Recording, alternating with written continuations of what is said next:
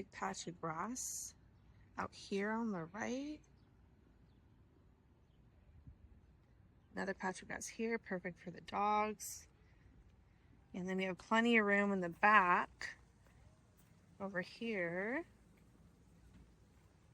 to put chairs and a fire pit and all sorts of things.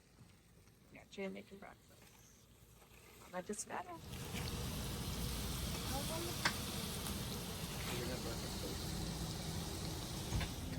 Here they do have like a little picnic area over here, and then another set of bathrooms with showers, and then right next to those bathrooms is the dog park. And yes, it is very dog friendly here. Come on, Leo.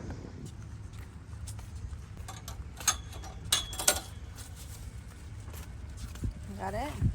And we'll let them loose in here. They have a little dog pool. Oh my god. Nice seating areas with umbrellas, little fake hydrants, so cute. And something I think is really convenient is this dog wash. We have had to use this because Rocky peed on Joey once, so they got everything in there with a glove. Everything you need, just bring the soap and you can wash your dog here.